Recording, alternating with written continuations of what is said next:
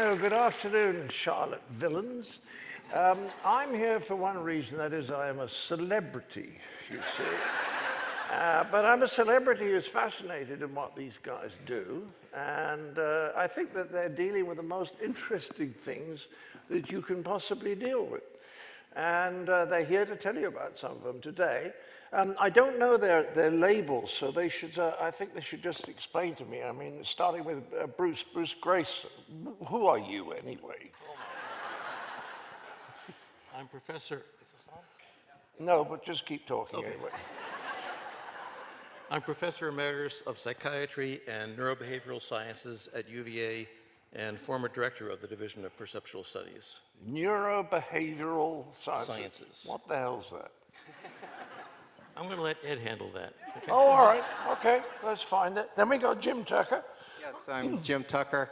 I'm a child psychiatrist at the Division of Perceptual Studies, and I'm the current director. Okay, Emily Kelly. Yeah, I'm Emily Kelly, and I'm research.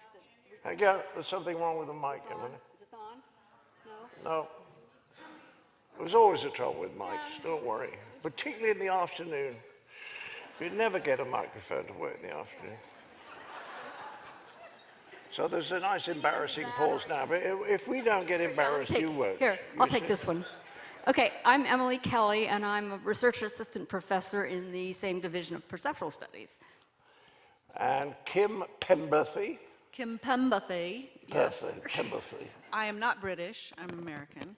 I'm a clinical psychologist in the Division of Perceptual Studies, and I am currently being blinded by that light, so forgive me if I'm squinting at you. I'm not winking, I promise. Thank you. Ed Kelly. I'm Emily's husband, and also a professor at DOPS and an experimental psychologist. So we're going to...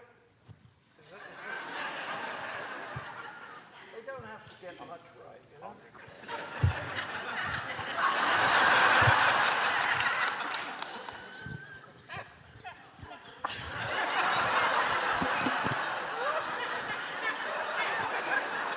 Still, the chairs are excellent, aren't they? We've got really good chairs together here, and they've spaced them nicely too. The thing about tonight, you see, when I'm talking to an audience, I usually love to have some idea of what the audience is like. And by that, I mean, you know, what you know and what you're not likely to know, what's likely to make you cross and what's likely to make you interested. But with you lot, I haven't the slightest idea whether you were very open to these ideas or convinced that there's something going on that the materialist, reductionist scientists don't think is possible, or whether you are here to shoot us down in flames. But anyway, it's going to be great fun. I think we should just start with Bruce. Bruce, tell us what you're doing at the moment. What are you looking at? What are you trying to find out about? Thank you, John. Thinking more clearly than ever before while your heart has stopped and there's no blood going to your brain. Looking down and seeing your body on the operating table and noticing details, unexpected details that your surgeon later verifies for you. Meeting deceased loved ones, family and friends who you thought were still alive. Meeting deceased people who you don't know, but later recognize from family photos.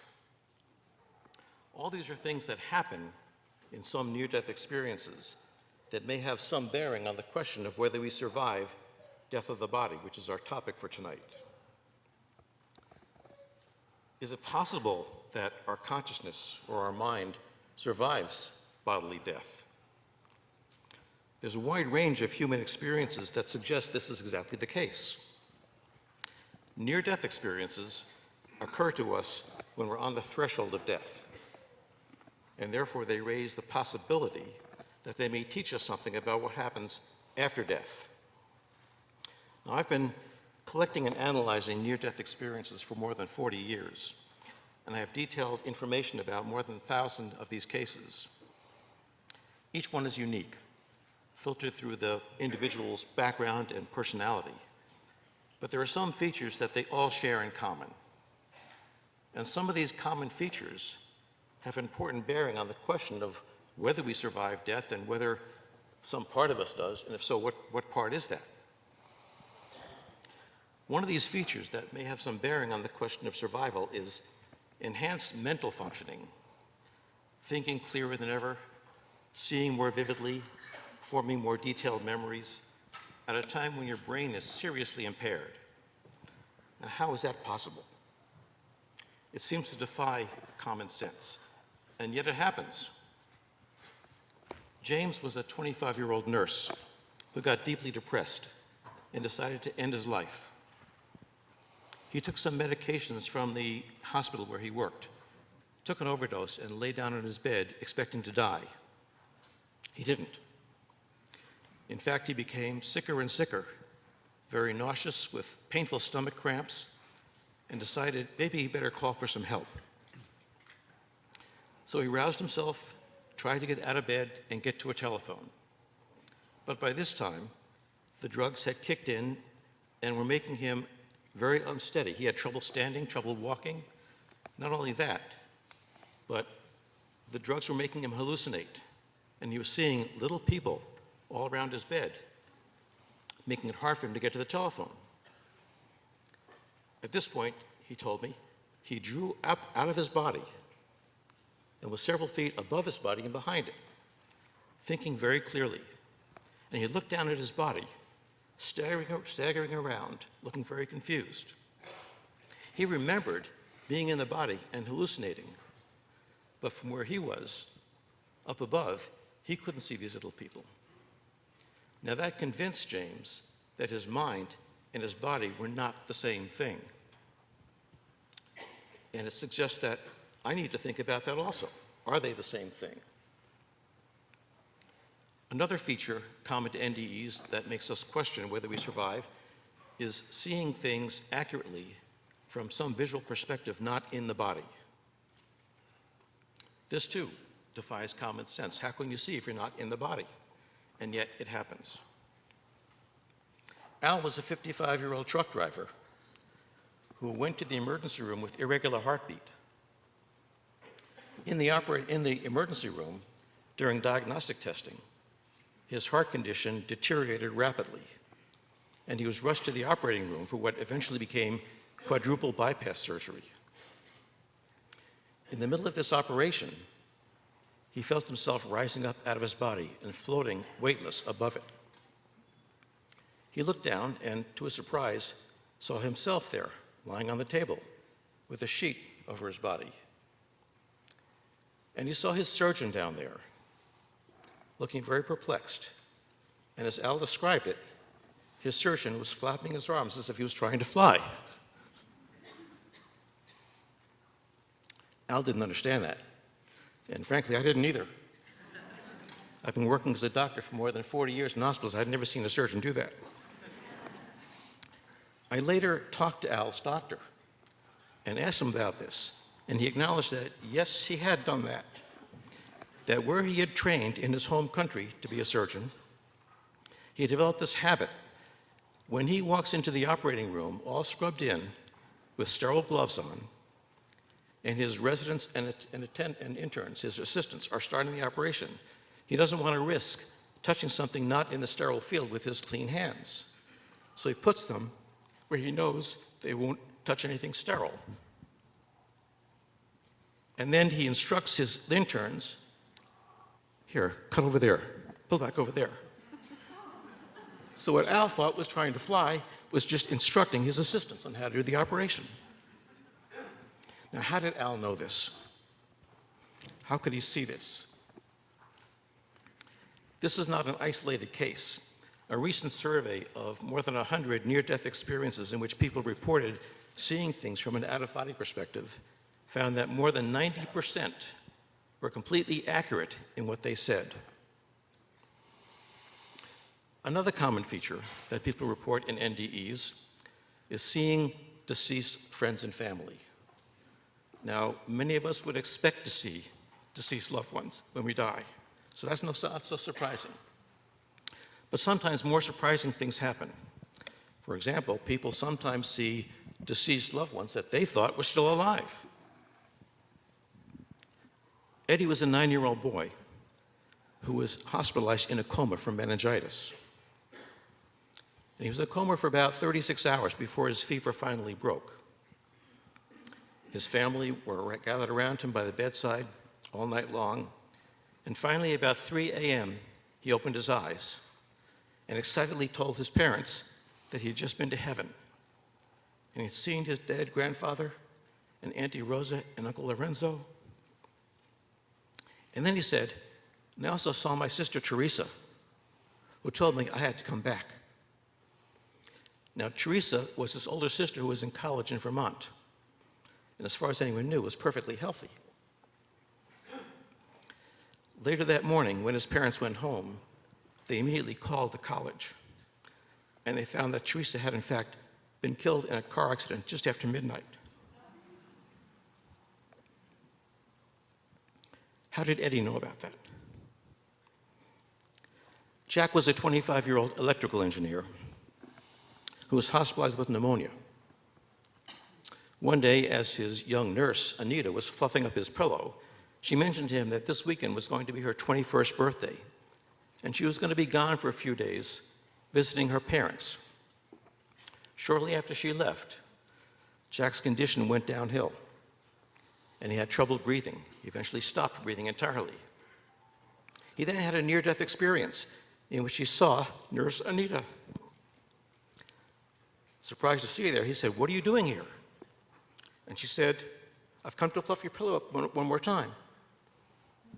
And I'd like you to go back and tell my parents that I love them and I'm sorry I wrecked the red sports car." When Jack recovered, he told the nurse about this experience. She started tearing up and left the room immediately. Later, Jack learned that Anita's parents had in fact surprised her with a red sports car for her birthday. And excited to try it out, she raced down the highway and crashed into a concrete barrier, dying instantly. Now, how could Jack know this? How could Eddie know this? How can these things happen? And finally, there are some people in near-death experiences who meet what appear to be deceased people who they don't know. Levi was a 35-year-old man who was born in Holland, who had a cardiac arrest, his heart stopped, and he had a near-death experience, saw his grandmother who had died, and then saw a man who he didn't recognize, but who looked at him very lovingly. He didn't know who this was, didn't know what to make of it, so he didn't talk to anybody about this. 10 years later, when his mother was on her deathbed, she confessed to him that her husband, who had raised Levi as his father, was not, in fact, his biological father. Levi's biological father was, in fact, a Jewish man who had been captured by the Nazis when they came into town, taken to a concentration camp, and never seen again. And then his mother showed Levi a photograph of his father, which he recognized immediately as the man from his near-death experience. So we have in near-death experiences heightened mental thoughts when your brain isn't functioning. We have accurate perceptions from outside the body. We have meeting with deceased loved ones who you didn't know had died. We have deceased meetings with loved ones who we didn't know, period. And we don't have a good physical explanation for this. So all these things should make us think about, is there something about us that survives the bodily death? And if so, what is that thing? Marvelous. That's what I'm doing. Yeah.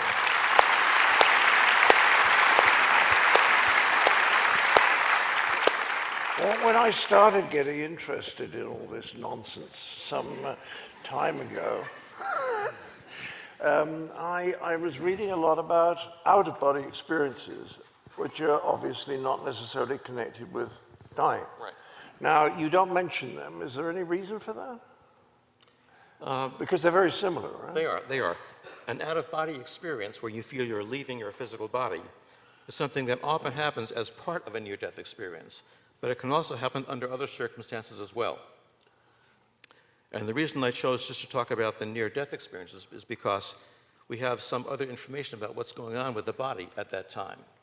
So it's a little easier to study what's going on with it. Because it fascinates me. I'm so sorry. In the out-of-body experiences, there's almost a better chance of being able to check what happened. You know, people, I know a woman on the operating table, bad car accident, who said she left her body and went into the waiting room and saw her parents there. Right. And her brother was there, and her sister arrived late, and Gilligan's Island was on the television. And when she recovered consciousness and started talking to her family, of course, it scared them, and she stopped talking about it. Yeah. But those kind of things are particularly fascinating because, again, how did they get the knowledge? You know? Right, right. Go on. What were you going to say? I was going to say that what makes the near-death experience, out-of-body experience, so much more interesting to me is that we know that the brain is not functioning very well when this is happening. So we know that it is more than just the brain imagining this. It's something that is happening when the brain is not functioning right. Right. Good. Jim. Yes. Jim Tucker, what are you going to tell us about? Well, I'm going to talk about children who report memories of past lives. And this was work that has been going on at UVA for over 50 years. Division of Perceptual Studies officially started in 1967, so we've now celebrated 50 years. But Ian Stevenson, who started our division, actually started studying these cases in the early 1960s. And we have continued on even after he is no longer with us. And we've now studied over 2,500 cases from around the world, basically, of young children who report a memory of a past life. And what they typically do is describe a recent, ordinary life that often ended violently or ended when the person was young.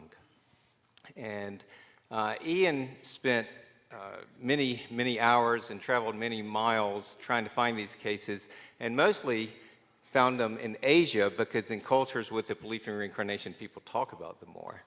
But now, with the internet and with people knowing about our work, we hear from American families all the time.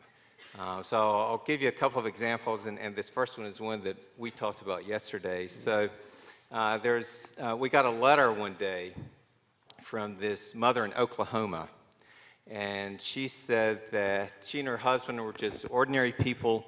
Her husband was a police officer, and she worked in the county clerk's office. But for the last year, their 5-year-old boy, Ryan, had talked about a past life in Hollywood. And he would cry about Hollywood, wanting his mom to take him back there. So to try to help him kind of process this stuff, she decided to go to the public library and check out some books on Hollywood.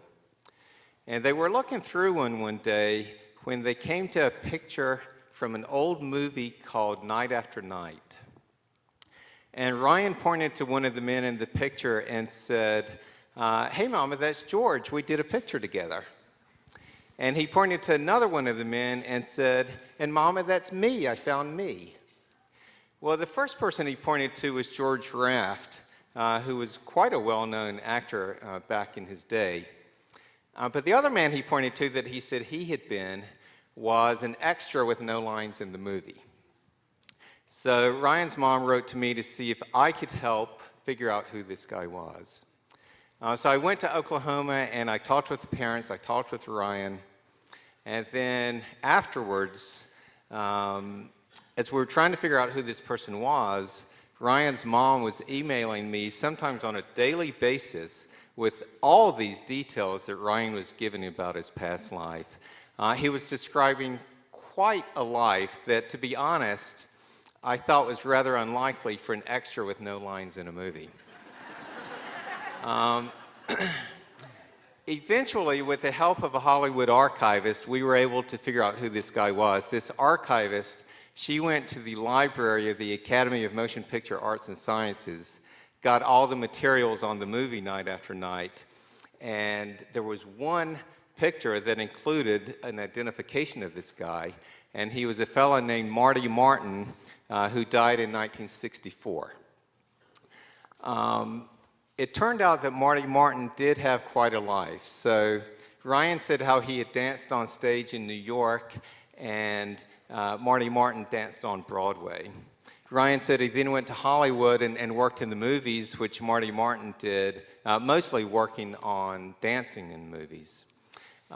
He said that he then worked for an agency, and Marty Martin started a successful talent agency. In fact, Ryan said it was an agency where people changed their names, and then Marty Martin worked at a talent agency. Ryan said how he had seen the world from big boats and talked about visiting Paris. Marty Martin and his wife went to Europe on the Queen Mary, and we have pictures of them in Paris. Ryan said he had a big house with a swimming pool, which Marty Martin did, and Ryan said that the street address had the word rock or mount in it, and Marty Martin lived on North Roxbury. Ryan also said one time that he didn't understand why God would let you get to be 61 and then make you come back again as a baby. Which is sort of an interesting philosophical question on its own, but we got Marty Martin's death certificate, which said that he was 59. But then I talked with his daughter and with his stepson, who both said no, he was actually 61. So I looked into it, and I found 3 census records, 2 marriage listings, and a passenger list that all gave ages for Marty Martin that meant, in fact, he was 61 when he died and not 59. And altogether, we verified that over 50 of Ryan's statements matched with Marty Martin's life. Another example that I will tell you about is a recent case that I studied, a little boy that I'll call Stephen. He was also 5 years old. When he started talking about how he had been a soldier who died in a war and that it was in the jungle, and his parents asked him if it was Vietnam, and he said yes. And then he gave a last name, which was an unusual last name, and the state where he was from. So his mom went on the Vietnam Memorial website and found that, in fact, there was a soldier killed with that name from that state who had been killed in Vietnam. She pulled up pictures of a bunch of the people who had been killed, and when she got to the one of him, the little boy said, "That's me." So she didn't do any more research. She wrote to me to let me know what Stephen was saying. So then I did do a little more research online. I got a subscription to a online newspaper collection, did a little sort of detective work. And when I went to see the family, I brought some pictures with me.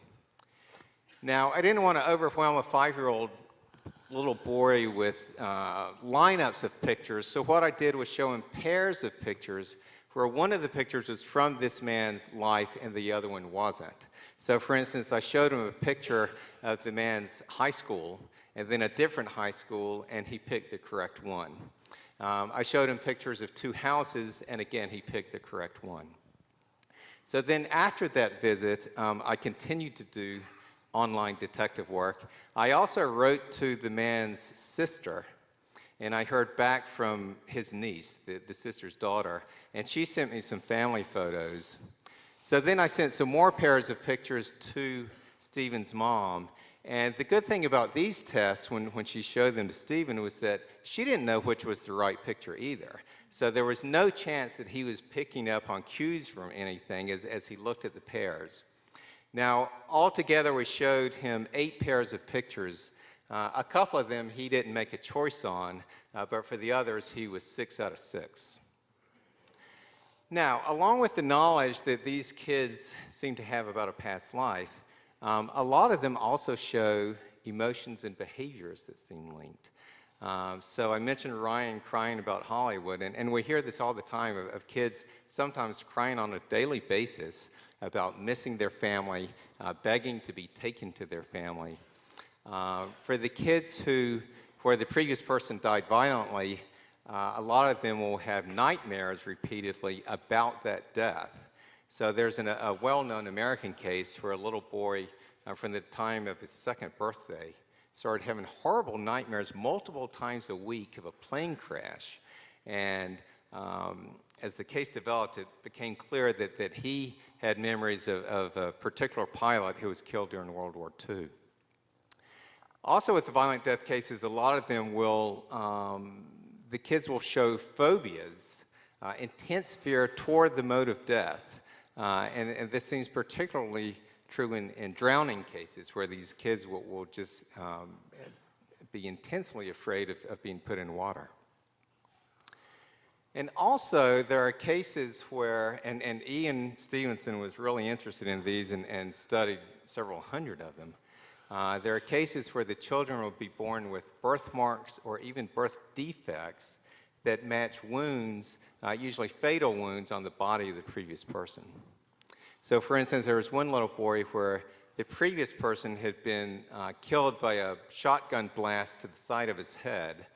The man's neighbor said he mistook his neighbor for a rabbit and shot him in the side of the head with a shotgun. And then this little boy was born with just a stump for an ear and an underdeveloped right side of his face. Ian also listed 18 cases where the children were born with 2 birthmarks, ones that matched both the entrance wound and the exit wound on the body of the previous person. So with all this, these cases, I think provide pretty good evidence that something is going on, that there is this carryover from the past life. But I have never argued that these cases mean that we all reincarnate, that we all come back here. In fact, you can make the case that these are exceptional cases because the previous person typically died violently or died young, came back quickly with intact memories. So maybe the usual pattern for most of us is not that we come back here, but we may have all kinds of different types of existence after we die. But regardless, I do think that these cases contribute, along with near-death experiences and the other things, to a good body of evidence that there are times where consciousness does survive after the body dies, and in these cases attaches to new life and then has a new life here. So that's what I think.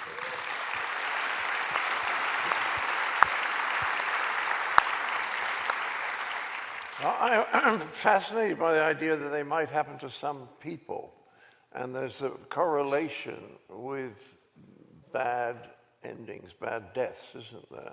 But that's not always the case, because in this one with the agent, there's a 40-year gap between the guy dying and the child being born.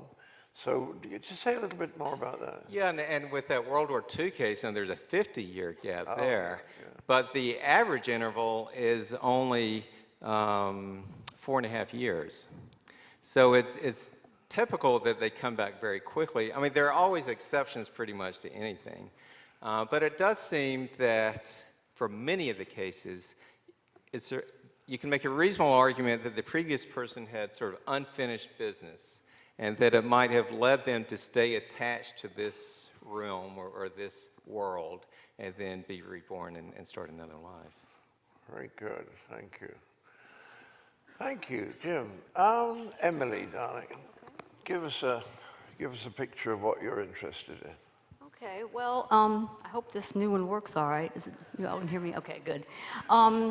Several years ago, I did a survey asking people whether they had ever experienced any of a number of the kinds of things that we're interested in.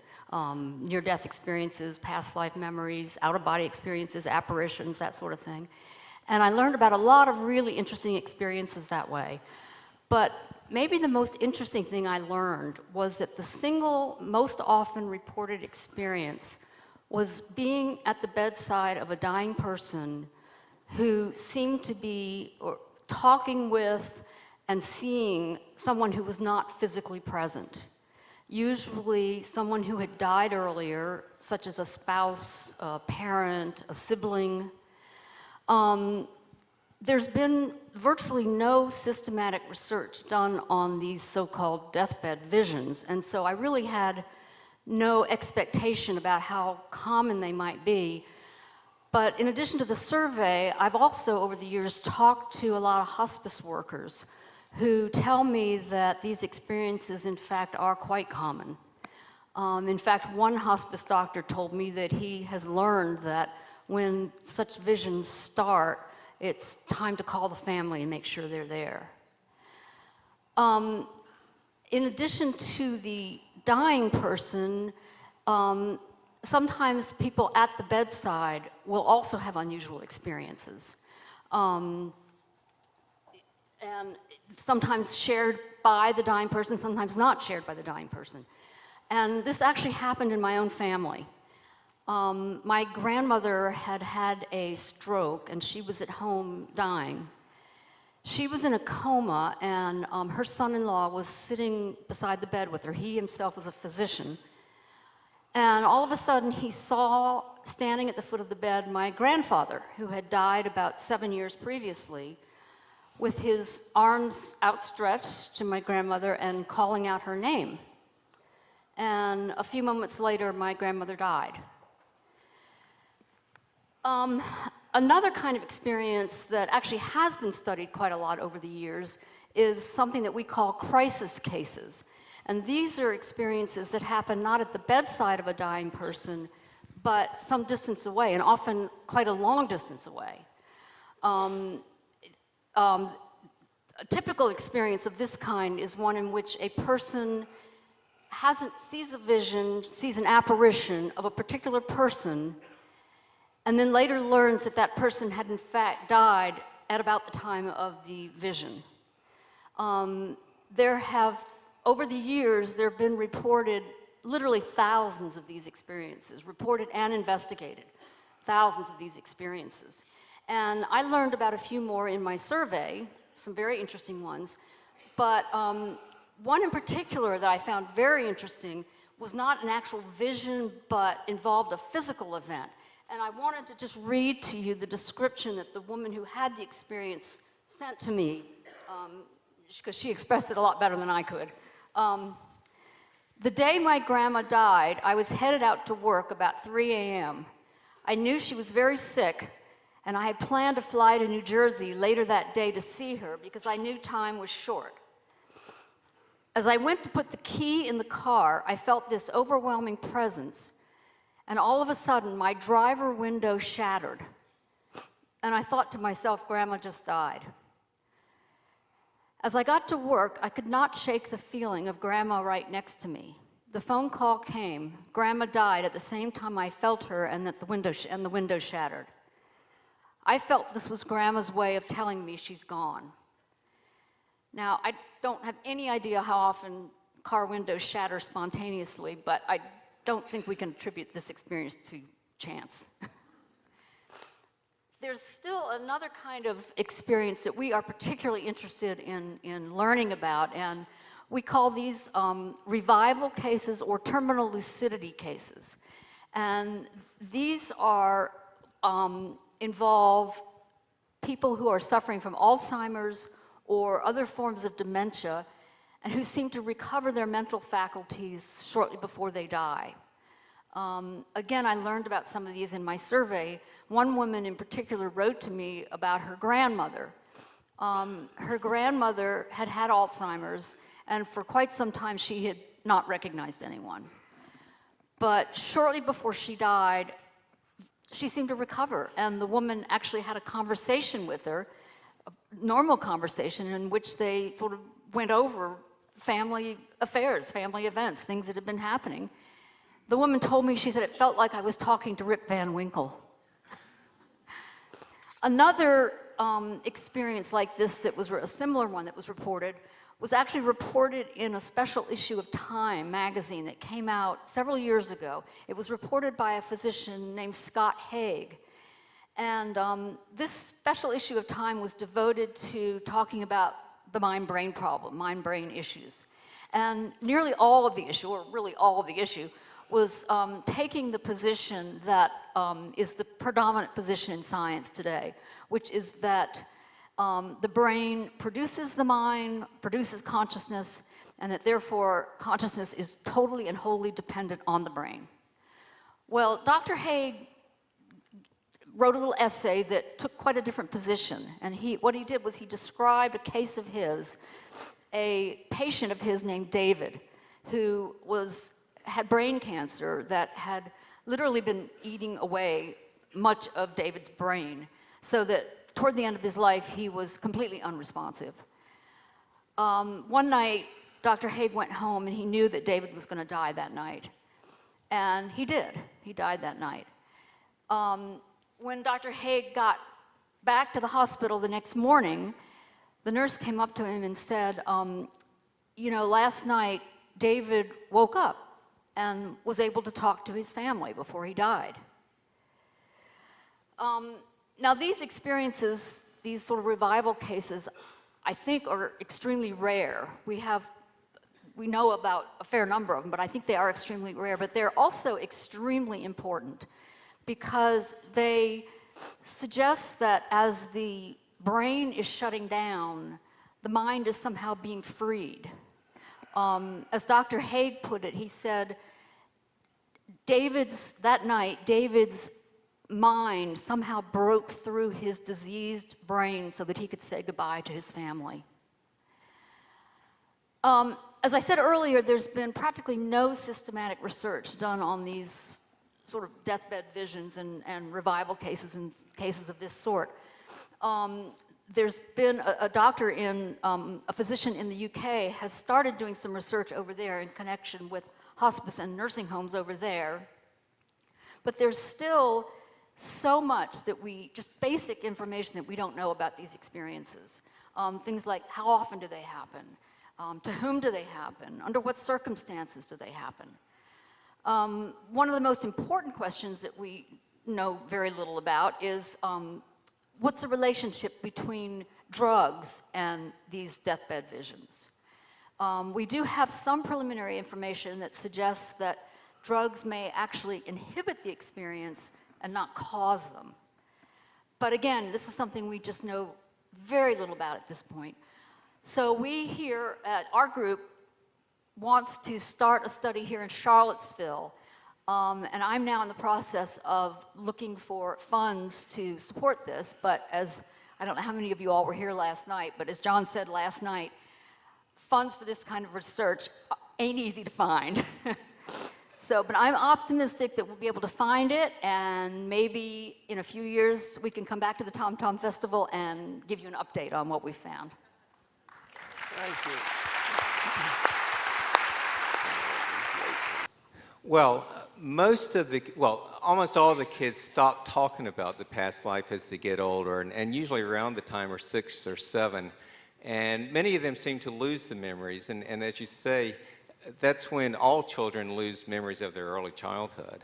But we have learned that a fair number of them, if you wait long enough and interview them when they're adults, they say they do still have some memories. So they have stopped talking about it, gone to school, tried to be normal or whatever, but it may be that some of those memories still stay. Now, in a lot of cases, the two families do meet, and it varies the amount of connection. Some of them establish a big connection, and the previous family will visit the child or vice versa repeatedly as the child gets older. Sometimes, actually, the previous family develops more of an attachment for the child than the child has for that family. Often with the kids, once they meet the previous family, see the previous place, they see that their memories are validated, but they also see that time has moved on, and it seems that the emotional intensity from their standpoint lessens, even though for the previous family, of course, it may get more intense as they see the child. I've been working with a theory for a long time, and I just wonder, I would love to hear your opinion on it, that the idea for life, if reincarnation is true, or if we are able to live many, many lives, is this idea that the only way human beings could ever live together in a perfect afterlife is if there was such a thing as perfect empathy. And the only way you could ever experience perfect empathy is if you had actually experienced what it was like to be everyone else. And I love to think that it's possible that when we become who we are, it's actually just an amalgamation of every single possible experience. So we're still ourselves, but we still know what it's like to be everyone else. And I just wonder if you guys have talked about that or if you've thought about that. Well, you may have a more positive point of view on life than I do, perhaps, but I tend to think of it more as just a naturalistic process where consciousness exists and it continues to exist after the physical body and brain die, and it continues to have experiences. But it is, whether there's sort of an intention to it, there's hope that there's the potential for progress. That even if we don't come back with intact memories, hopefully our consciousness, or whatever you want to call it, is affected, and that we do learn, or like you say, we have empathy because we experience different viewpoints. So hopefully through all this course of different lives, we do grow and make progress. I don't know that we've changed our minds. I think we all are fairly skeptical about these things we're investigating, and it certainly opened our minds to see these things. In fact, one of the most profound things that opened my mind is seeing the way these experiences affect people. The profound and long-lasting after effects of near-death experiences, for example, persuaded me that these are not a type of mental illness. They're a real event that people are going through. I'm very skeptical about how we understand them, what their meaning of it is. Yeah, and I would agree that I think we're still skeptics in the sense that every case that I approach in some ways looking for the defects in the case. So, I mean, obviously we're open to this stuff or we wouldn't be devoting much of our lives to it. But I think we do approach it with a scientific point of view that, speaking for myself, I'm trying to find out for myself what all this means. I'm not trying to convince anyone of a particular religious belief or whatever, but just trying to see really where the evidence takes me. Kim. I was just going to say, I think we would all raise our hand, and that's a big part of the scientific approach to it, that we don't come in with our mind already made up, that we really are curious about this. Well, I am the new kid on the block, so I have not been here as long as these folks, and I feel very fortunate to be part of this group. I'm a clinical psychologist and a professor in the Department of Psychiatry, and as part of my work, I see patients and I do research and I teach. And a lot of the patients I see that I'm doing psychotherapy on, I also started doing mindfulness-based therapies and recognizing the impact of the meditation and the mindfulness treatments that I was providing. And the positive impact on symptoms was wonderful. However, I kept hearing over and over again from my patients that they were experiencing other things. And so that's where I really began exploring and getting interested in what was actually happening. And I'll give you an example very quickly. I had a gentleman with very severe depression, an attorney, very bright, 52-year-old, had just been left by his wife, very bad alcoholic.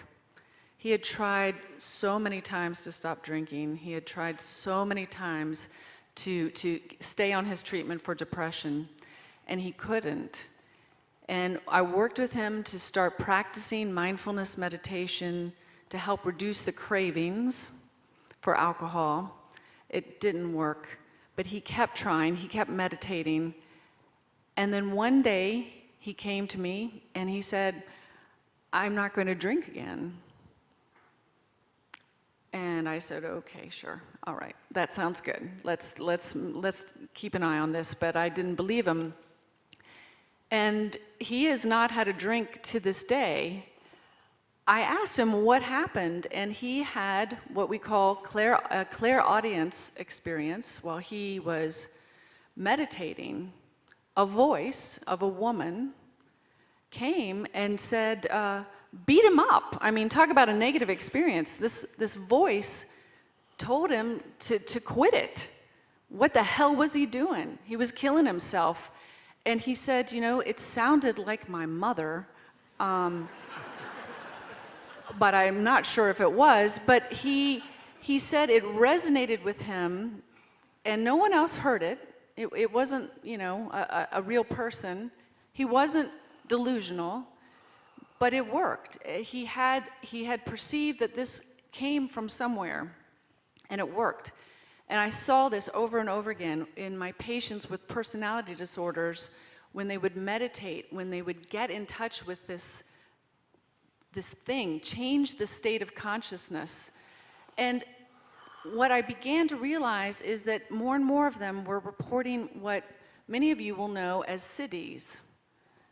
These are actually to be expected sort of experiences that people have when they're practicing some of these, what are now modern traditions, but come from ancient traditions where this was to be expected, that you would have extraordinary experiences, gifts, and powers. These are things like psychokinesis, where you might be able to influence the environment, physical environment, or what we might call psychic sort of abilities, where you might be able to predict something in the future or remember something that you couldn't possibly remember from the distant past. And so the research I am moving into now is really more methodically exploring this. And I'm building on research with my colleague, who John also knows, Cassie Veaton at the Noetic Sciences, and she's in California.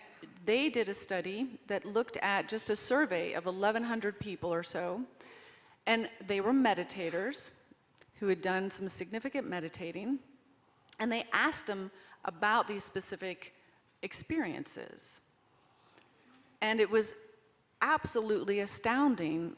They found over 50% endorsed experiencing some of these things, one or more. I missed that. This is selfish. What did you say, 50% what? 50% reported experiencing some of these siddhis, some of these extraordinary experiences, things like precognition. I mean, I don't know about you, but that is mind-blowing to me.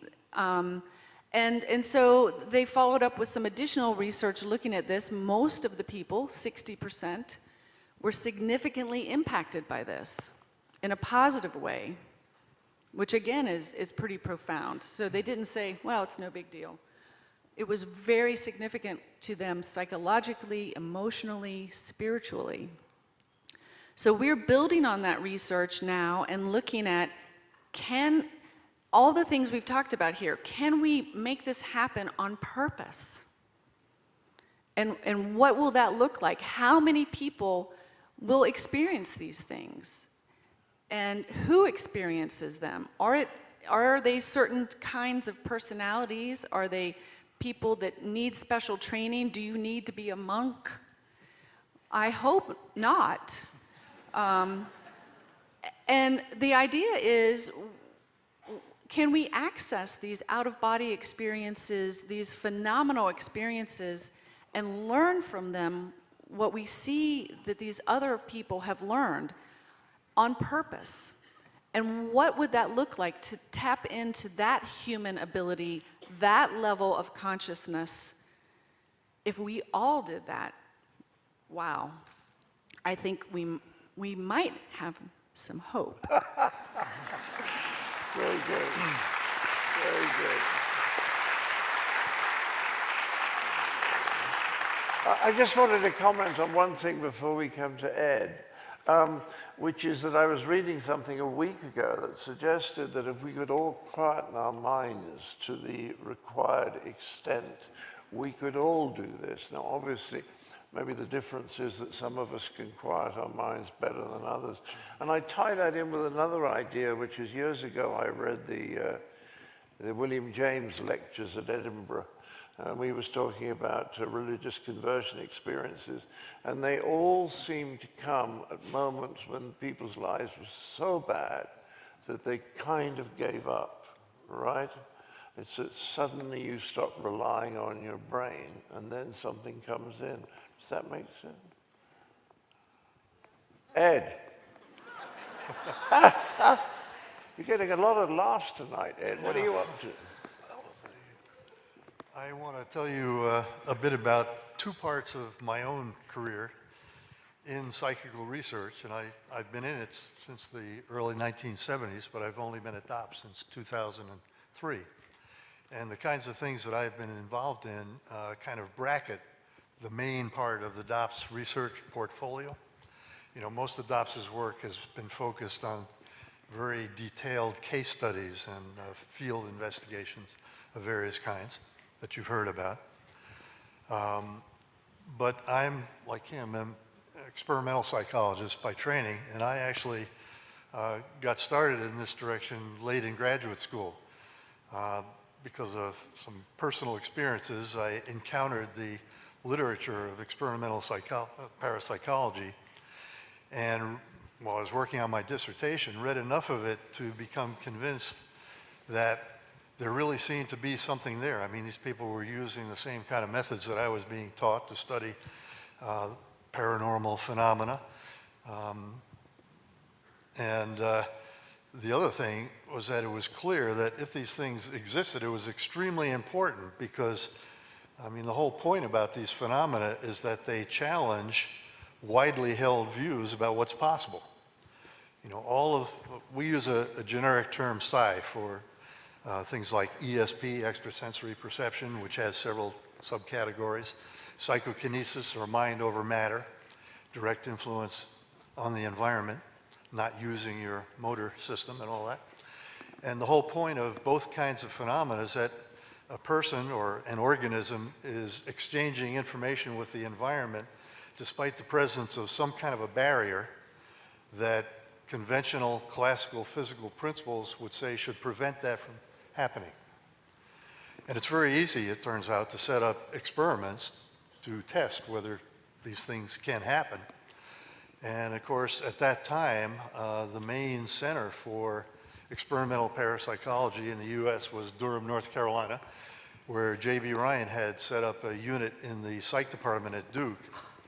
And so I began corresponding with Ryan and decided after a while that I'd throw caution to the wind. I had friends who were telling me, you're ruining your life here, but nonetheless, I went down and I began working for Ryan at the usual terms, $400 a month, 6-month trial period. A steady stream of idealistic volunteers, most of whom didn't survive very long. Anyway, I also had the great good fortune, after I'd been there for about a month, a guy showed up who turned out to be probably one of the best subjects ever to walk into an experimental parapsychology laboratory. This guy could do essentially anything we asked him to do. I worked with him for over a year. Just to give a couple of examples, we had a special electronic psi testing machine. It involved, you had 4 targets, 4 lights. The machine would pick one. You were supposed to guess which it would be. The machine, in the absence of a subject, instantiated the laws of probability to perfection. Same with most persons. But the guy who built this thing had spent a couple of years looking for people who could do systematically better, had found a couple of people who could do a couple of % better on demand. Okay, well, this new guy who came into the main meeting room of the Ryan lab, sat down with this machine, was telling us his life story, would occasionally reach over and push a button. And in the course of an hour, he had over 35% hits in over 500 trials, which would happen something of that sort or better by chance, something like 1 in 10 million times. So we might have sat there for something like 10 million hours waiting for that to happen by chance. And the inventor of the device's eyes were getting very big as this process wore on. Anyway, the same person, I've seen him do as well as 50% on that machine for hundreds of trials at a time. He could also guess playing cards at something like 3 times the expected rate, with large numbers of excess number hits as well. And there were things, well, let me just stop there and give you one of what I hope will be a primary take-home point of this talk. These phenomena, these psi phenomena, in my opinion, and I'm talking now not just in terms of my personal experience with this guy, but the whole accumulated literature of case studies and experimental studies, of which there are now thousands published in peer-reviewed journals, these phenomena exist as facts of nature, and science is going to have to accommodate to their existence. It's going to have to expand in some way to accommodate them. Now, at that time, I, like most parapsychologists, I think, hoped that the changes would be kind of small. But as time has gone on, I've become more and more convinced that the changes are going to have to be much more radical than I had imagined at the beginning. And I'll get back to that in just a moment. But to continue on with the experimental part, one of the big things that happened during that period, I worked at the Rhine Lab for about a year and a half, but then migrated over to the Department of Electrical Engineering at Duke, the reason being that I had become convinced, particularly because of experiences with this guy, that it would be productive to study psi phenomena from a psychobiological kind of point of view. And in particular, what we wanted to do was to measure brain waves while people like him were performing in these tasks in hopes of learning something about what state the brain was in when he was about to make a good guess. Because if we had that kind of information, we could do all sorts of useful things with it. And so we started this program and went at it diligently for almost 10 years, poorly funded the whole time. Made enough progress to feel we were on a good track, but eventually the funds ran out and I had to abandon ship, basically. Started working in conventional neuroscience at UNC Chapel Hill. All the enemies. But I'm happy to report that since coming here, together with some colleagues, we've managed to create a really good neuroimaging lab where we can do the kind of studies we could only dream about years ago. And one of the things I hope to do in talking to you is to encourage some bright undergraduates or early graduate students who working in areas like psychology or neuroscience or biomedical engineering maybe, to come visit, because we can provide you with lots of interesting opportunities. And we're also interested, of course, in hearing about people who either have skills themselves or know people who do, because that's really the main obstacle to carrying this program forward, is finding people with the appropriate kinds of skills. Anyway, that's maybe enough on that front. Now I'm going to shift gears, and they're not here now, but the two books at the far end of the book list there, those were the major products of a project that went on for about 15 years through Esalen. John talked about it a little bit last night. That's where we met John, actually, in the early 2000s. And I have to give you a little bit of background to this. And in talking about all this stuff, what I hope to do is to situate the work that we do at Dobbs right at the center of a very big something that is just now taking shape. It's what I believe will prove to be a major inflection point in Western intellectual history. That's a big mouthful. Let me try to explain what I'm talking about. The background to this whole project is that a great majority of mainstream American scientists today, Western scientists really in general, particularly in areas like the behavioral sciences, psychology, neuroscience, and also areas like philosophy of mind, hold either explicitly or implicitly a view that's a kind of a modern, sanitized philosophical version of what used to be called materialism in previous centuries. It's called physicalism now, and it's, I mean, it comes in a lot of subtly different variants, but the basic common idea is pretty straightforward and easy to state. The basic idea is that all facts are determined in the end by physical facts alone. Reality consists at bottom of some kind of ultimate stuff, little bits of that stuff flying around in fields of force in accordance with mathematical laws. Everything else has to come from that. We human beings are nothing more than exceedingly complicated biological machines. Everything in mind and consciousness is generated by physiological events and processes in our brains. It's an absolutely inescapable corollary of that picture, if it were true, that there cannot be any such thing as post-mortem survival. Because when you die, the machinery that generates you disappears. On a more cosmic scale, people who hold these views see no sign of any kind of final causes or teleology in nature, nothing transcendental, no spiritual realm. The whole scheme of things is without meaning or purpose. And that's literally what probably 95% of mainstream scientists currently believe, at least while doing their day jobs. It's a bit surprising that a sizable fraction, estimated on the order of 30 to 40%, also have some kind of a spiritual practice going, and how they reconcile these two things might be a little difficult. Anyway, Mike Murphy out at Esalen Institute was acutely aware of this, and he also was aware of various groups, including in particular us at DOPS, who have been doing research on postmortem survival and developing what appears to be evidence suggestive of its existence as a fact of nature.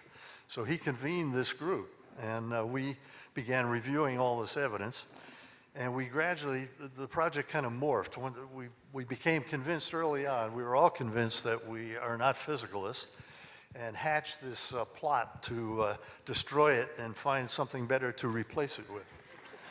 So to summarize, to summarize the whole process all too quickly, we developed these two books. The first, and they're not there. They're not showing up at the exact moment. Anyway, Irreducible Mind was intended to be our version of an assault on physicalism. And in it, we basically pulled together from a wide variety of sources a whole lot of empirical phenomena, well established, that we feel are difficult or in some cases absolutely impossible to explain in classical physical terms. You know, these psi phenomena and evidence of survival are right at the top of that list. But that's not the only, they are not the only things that point in this direction. A lot of mainstream scientists, of course, they hate all this stuff and hope that it can be sort of quarantined, put in a room somewhere by itself because we're succeeding at everything else and therefore we can do that. But it's not true. There are plenty of phenomena, and we catalog a bunch of them in Irreducible Mind, that are equally hard to explain, including things like geometrically shaped hypnotic blisters. Emily has a great chapter on extreme physiological phenomena of that sort. Aspects of human memory that are totally unexplained at present, despite a huge literature about it. To me, one of the most important parts of the evidence is the stuff that Bruce is working on, near-death experiences, and in particular those that occur under these extreme physiological conditions. We also talk about stuff like extreme forms of genius and mystical experiences, which have been widely ignored by contemporary science, but which we argue cannot be ignored because they're telling us important things about how things are. Anyway, just to summarize that whole exercise, and I have to tell you this book is like 830 pages long, so it's not easily summarized. But from a psychological point of view, the really crucial thing about it is, for me anyhow, it established as a viable possibility a suggestion that William James had made over a century ago, talking about the correlation, which everybody admits, between mental things and physical things. You know, we know you get hit on the head or drink too much and something mental changes. You might think, well, I decide to raise my arm and the damn thing goes up in the air. Isn't that mental causation? Well, physicalist says you've just misunderstood, because ideas in your mind are really just patterns of activity in your brain. Physical causes physical, no problem. Well, the way to attack that point of view is to show things that cannot possibly be accomplished by the brain itself, and that's what Irreducible Mind tries to do. James pointed out that even though most mainstream scientists interpret the correlations between mental and physical as evidence of their production point of view, mental produced by physical, period, you can think of it the other way, that the mental and the physical sort of coexist. The mind operates in connection with the brain. The stuff in it is not produced by brain's processes, but its activity is conditioned by the state of the brain. To me, the arguments and evidence that we develop in Irreducible Mind were sufficient to show that that point of view as viable, and it totally changed my personal attitude toward survival. It provides an opening to overcome this biological objection to the possibility of survival. If the way the system really works is the way I described, that a mind can be something somehow independent of the brain, but operating together with it, I believe we can explain all the conventional evidence used by physicalists to support their point of view, and in addition, some of these things that we study at DOPS, just as James had argued over a century ago. Okay, well, that was stage one. That was the easy part. I mean, it was just a huge clerical job, basically, to pull all this stuff together from a vastly dispersed, mostly biomedical literature. There's all kinds of stuff out there that challenges the physicalist point of view, but has never been really assembled in a way to show that clearly. Okay, but now comes the hard part. What can possibly replace the physicalist point of view? Right on time. Beyond Physicalism, that's part two. That was published in 2015, and the basic strategy in trying to put that together was we looked around for a whole bunch of systems that we had access to through our membership, so it's somewhat selective in that regard, but we specifically wanted to look at people and systems that had deliberately tried to figure out how the world must have to be in order for the kinds of phenomena we had cataloged in Irreducible Mind could occur. We found quite a few of these things, a very strange set of bedfellows for one book. We got chapters in there by several physicists, for example, contemporary physicists, quantum theorists, cosmologists.